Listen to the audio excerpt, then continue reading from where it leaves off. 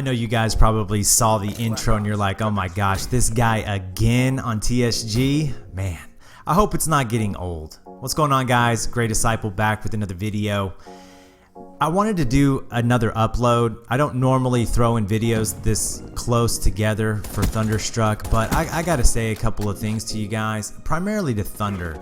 Man, I'm missing your uploads. You for the longest time, we're uploading 2 to 3 videos a week, and I've noticed a drop off lately. I don't know if you're losing your fire, I mean, you're just not liking the game or what, but you can't stop because the big YouTubers like yourself, you set the tone for everybody else.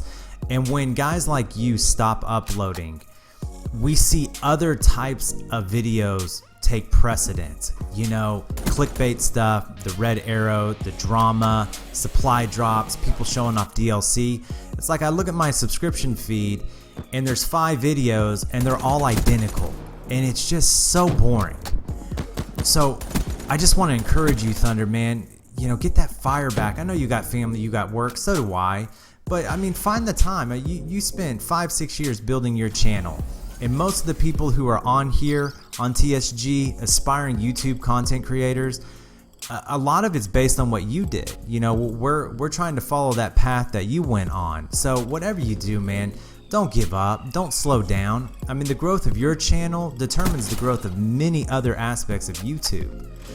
So in the background, by the way, this is my best TDM I have ever had in the history of Call of Duty. Yes, like many other YouTubers, I went after the OpTic Scumpii challenge of a 70 kill TDM, and I've watched so many guys complete this challenge.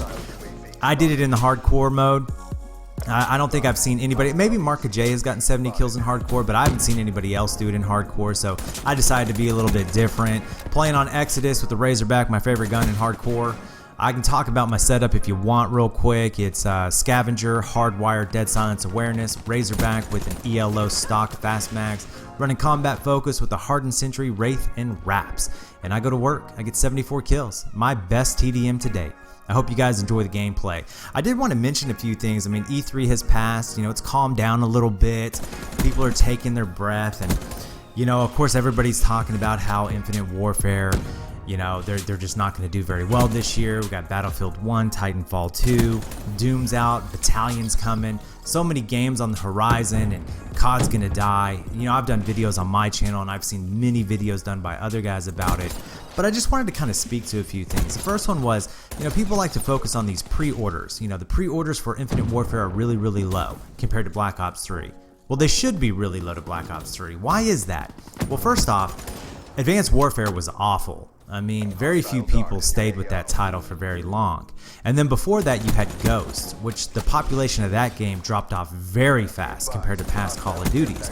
So you had 2 flops on your hand pretty much in the Call of Duty genre with AW and Ghost. And most people who were still playing Call of Duty, like Thunder, were primarily playing on Black Ops 2. I played Black Ops 2 for 2.5 years, mixed in a little bit of Destiny like a lot of you guys. So by the time Black Ops 3 showed its face, for the people who play Black Ops 2, it was like a DLC offering. And then on top of that, for the first time, they offered a beta. And the only way you could get the beta was if you pre-ordered the game, for goodness sakes. That's why the pre-orders were so high, was because of the beta, and now we have Infinite Warfare not doing a beta, which is very smart. And I can explain why that's so smart if you want me to. But that's why the pre-orders are so low. Alright? Why did Activision decide not to do a beta? Why did they decide not to show the multiplayer gameplay at E3 and do a separate offering closer to the date? Well, because of the dislike bomb. That's why. They're not stupid. I mean, you have $1 billion company out there, right? And they saw what happened to their reveal. And the idea of immediately unloading the multiplayer reveal would have been a mistake. They wanted to let, for lack of a better word, they wanted to let all the other titles blow their load. Let's go ahead and let that hype wear off. Let's let Battlefield do their thing, and Titanfall and all these other titles. They'll show you what they got. And then once that's calmed down, we're going to show you our own reveal. We're going to make it a big deal. We're going to do the COD XP rollout, and we're going to show you the gameplay then. And that'll get the pre-orders up. and there's no telling what else they're going to offer just to boost it a little bit more. And then they showed us a little bit of the COD 4, which I don't really care too much for. I'll probably still buy the big package so I can play that game, give me something else to do, because I love Call of Duty. But they were very smart about it. All right, and you know, I still hear people talking about, you know, COD's gonna die. You know, all the COD veterans have moved on and that kind of thing, but COD's not going anywhere, you guys. I mean, the game is faster than any other shooter that I've ever played. It's intense.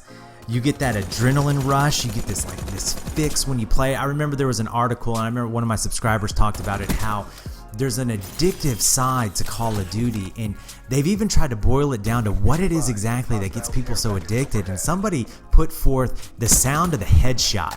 You know, when you kill a guy, it's like, and it's like that little noise. It's such an addictive noise. You know, you play the game and you hear it, it just kind of tweaks you a little bit whenever you hear it. You know what I'm talking about?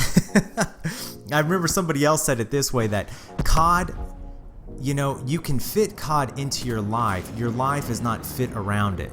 You know, a lot of games, they require so much attention and so much time involved that it becomes a section of your life, whereas COD, you know, you can jump on and play for 30 minutes and you can walk away.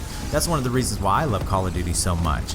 You know, people talk about how the old veterans of Call of Duty have walked away. For me personally, the reason why I think that's happened is because the game is just too fast for them in a lot of ways. That's why I think a lot of veteran Call of Duty players have moved on to Battlefield, because it's slower, and it's not, I'm not insulting the game. I played the game. It's got some great graphics. The sound effects are amazing, but it is a slower paced game. It is more on the lines of like a Black Ops 1, Call of Duty 4 type feel, you know, the movements and the capabilities of the characters.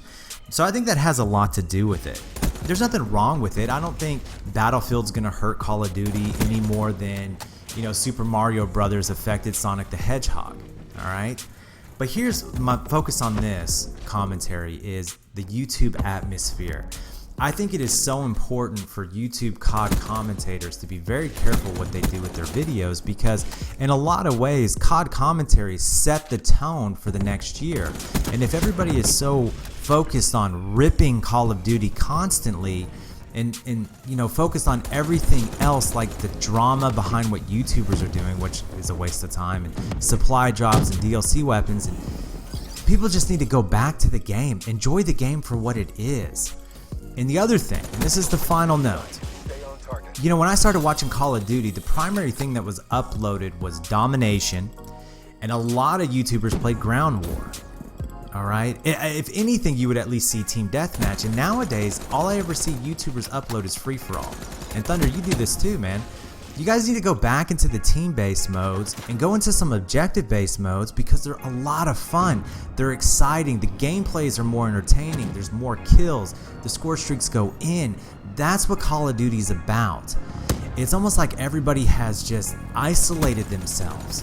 And that's what free-for-all really is an isolation. You're just relying on yourself and nobody else. Of course, the lobbies are very, very easy, and gameplays are very easy to get in free-for-all, but I think the team-based game modes need to come back into YouTube. It's just a thought.